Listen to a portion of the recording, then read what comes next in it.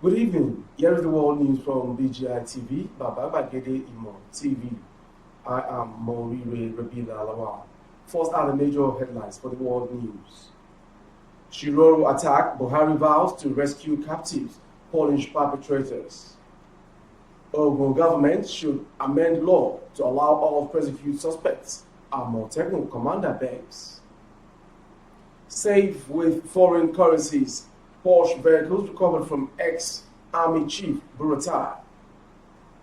Sarah threatens to sue Buhari administration over strike by university lecturers. ASU. Troops vigilantes group kill notorious bandits. Arrest 10 armed robbery suspects in Plateau and Kaduna. Kidnappers, bandits giving us sleepless nights. Plateau resident cried out.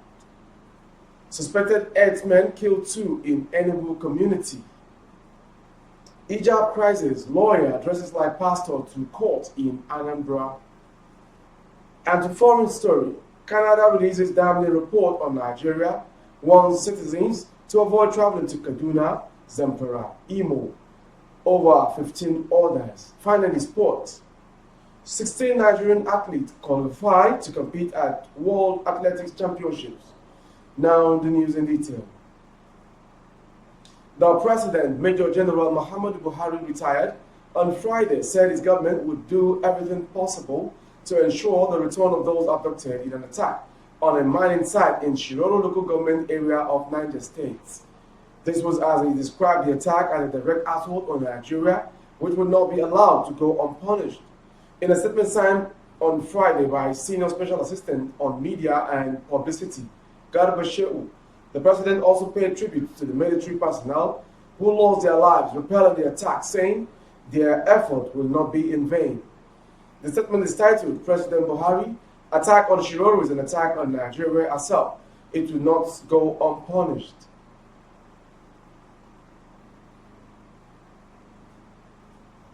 The Amotekun Corps in Ogun State has appealed to the state government to amend the existing law in order to allow them to prosecute suspects. The commander of the corps in the state, David Akinyemi, stated that arrested suspects were being handed over to other law enforcement agencies for prosecution. Akinyemi made this known on Thursday during a radio program. Akinyemi said the law that established Amotekun Corps didn't give us the power to take them to court. That is why we hand over suspects to the police, and we have been pleading that the law be amended to give us the power to prosecute those we arrested. He noted that their counterparts in Ondo State have the power to prosecute suspects, which has eased the job of other forces in the states.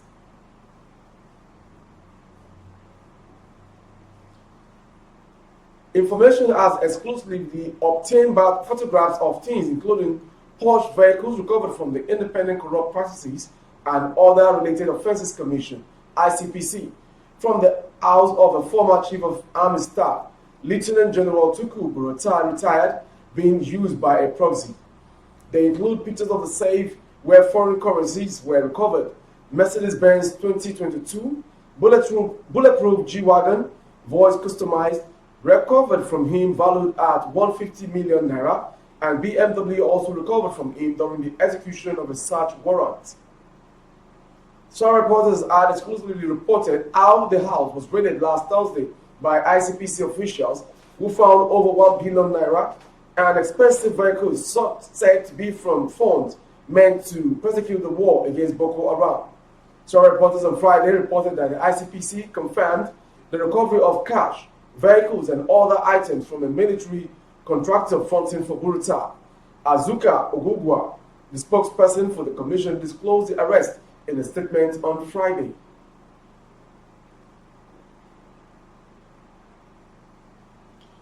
The Socio-Economic Rights and Accountability Project, SERAP, has threatened to sue President Muhammadu Buhari's administration over its violation of poor children's right to education and equal protection. The group described the strike by the Academic Staff Union of Universities, ASU, as a crime against humanity.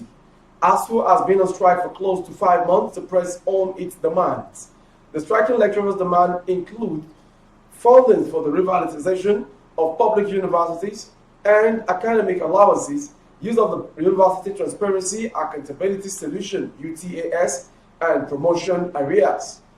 ASU President Professor Emmanuel Oshodeke said they were yet to hear from the government after meeting with Professor Nemi Brings Renegotiation Committee. The committee is expected to review the draft proposed 2009 FGN/ASU agreement and renegotiate with all the striking unions. To a tragic story, troops of Operation Safe Haven, in collaboration with vigilantes, killed a notorious bandit and arrested 10 suspected armed robbers in Plateau and Kaduna states. The Director of Defense Media Operations, Major General Bernard Onyoko, in a statement on Wednesday, June 28, said troops recovered 2 AK-47 rifles, 101 rounds of 7.62 mm special, 5 magazines, 1 motorcycle, 1 iron digger, and 2 black jackets, among others, during the operations. Troops of Operation Safe Haven, in a sustained effort to eliminate criminal elements in their area of operation on June 28, 2022, based credible intelligence, conducted clearance operations in conjunction with vigilantes at Kandunia village, Barkilla, the local government area, Plateau State, neutralized notorious bandit and kidnapper, the statement read.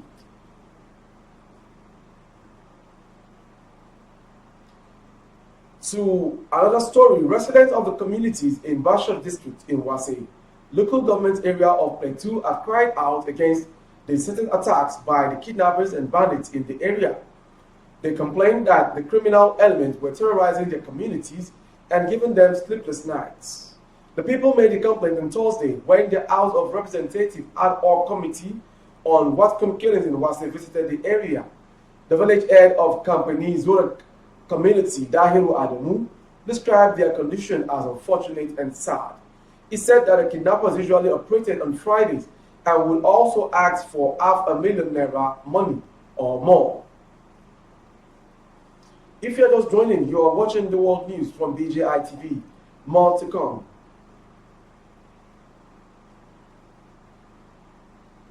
Suspected Fulani herdsmen have reportedly killed 2 people and injured 2 others in a fresh attack on Umbuji and Agu Amede communities in Isiuzo Council area of Enugu State. The recent attack took place on Thursday at Onumbede, Umbuju, at a boundary with Agu Amede community. No fewer than 16 people have been allegedly killed by Fulani militias in Eha Mufu communities, while 14 farm settlements with over 3,000 inhabitants were sacked recently. Also, hundreds of houses and properties worth millions have been destroyed between December 2021 and June 2022. Following the Punch report on June 17, heads of all the security agencies in the state visited the troubled community and promised to provide adequate security for them, having had first-hand information about the situation. But at the time of filing this report on Friday, no single security personnel is in the community.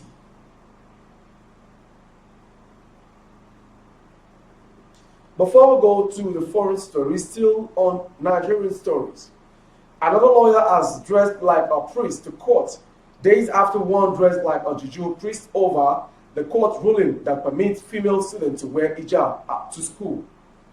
Obachulu Goshin reportedly dressed like a church priest on Thursday to Okokoro Magistrate Court located in Ogbaru local government area close to Onitsha in Anambra State.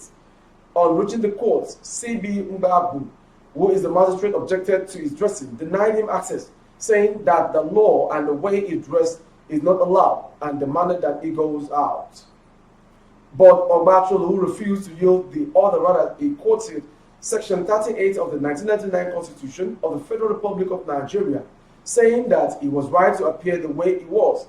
He also cited the recent Supreme Court's decision on hijab, in which female students were permitted to be wearing hijab to school. He stated further while speaking with newsmen that he should be allowed to dress that way because he is an ordained pastor, saying Supreme Court allowed it, adding that the ruling remains a precedent that must be obeyed unless there is a judicial review. From that story, we'll go straight to foreign story. The country gave The advice in the first part of a long publication on its website saying avoid non-essential travel to Nigeria due to the unpredictable security situation throughout the country and the significant risk of terrorism, crime, intercommunal clashes, armed attacks, and kidnappings. The Canadian government has warned its nationals to avoid non-essential travel to Nigeria or completely avoid traveling to the country at the moment over terrorism, killings, kidnapping, and general security and insecurity. The country gave the advice in the first part of a long publication on its website. In the second part of the publication, with the caption, Regional Risk Level, Avoid All Travel, the Canadian authorities listed states and regions that Canadian citizens must not travel to in Nigeria. The Canadian authorities, which describe Nigeria as experiencing all forms and criminalities and atrocities in the long warning publication, listed virtually every state and region in Nigeria with their associated crimes and criminalities, while describing the most populous African country as a fraud and crime-infested nation. Finally, sports. Sprinters favor Ashe and favor Ofili. Sprints Odla, Tobiloba Amushon, long jumper Eze Brume, and 12 other Nigerian athletes are among the 1,900 athletes who have qualified to compete at the World Athletic Championship Oregon 22nd from 15 to 24th July. Ashe, the Nigerian 100-meter champion, will be making his first trip to the World Athletics flagship event and will be joined by Alaba Akintola, Udodi Onwuzurike, and Raymond Okevo to run in the 100-meter and the 400-meter relay. Onwuzurike, the reigning world under-20 champion, and Akintola will also be competing in the 200-meter event. Shot putters Chikwe Buka and Nekwechi and Isaac Odubeson, as well as 400-meter barrier runner Nathaniel Ezekiel, complete the list of 7 men whose qualification were confirmed by the World Athletic following the close of the qualification window on Sunday. For the women, the 3 sprinters who have broken 11 seconds this year have also secured a ticket to the championship. Ofili, the reigning Nigerian 200-meter record holder indoors, 22.466, and outdoor, 21.96, have qualified to run in the 100 and 200-meter events. Tokyo Olympic semi-finalist Grace Nwokocha and former African youth and junior champion Rosemary Chukuma will also be in Oregon for the sprint events. That was the world news from BGI TV, but before we go, some major headlines. Shiroro attack, Buhari vows to rescue captives, punish perpetrators. Ogun government should amend law to allow us to prosecute suspects, Amotekun commander begs. Serap threatens to sue Buhari administration over strike by universities lecturers, ASU. And finally, on sport, we brought to you 16 Nigerian athletes qualified to compete at World Athletic Championship. For more updates on our YouTube, the handle is Baba Bagede Imo TV. Kindly subscribe and click on the notification bell. Select option all for you to access our updates. On Facebook, Bagede Imo with Alawiye Adebayo. Please like and follow the page. On Instagram, Bagede Imo _22. For other placement of goods and services, coverage of event and function, kindly dial the phone number streaming on your screen for more updates on advert placement. Thank you for watching. I am Moriwe Rabila Lawal. Good evening. Oh, na, na, na. If you want to know what's going on in city, or you want to listen to the latest news and gist, no stress, oh, just tune to BGI TV. BGI TV, you're one in a million.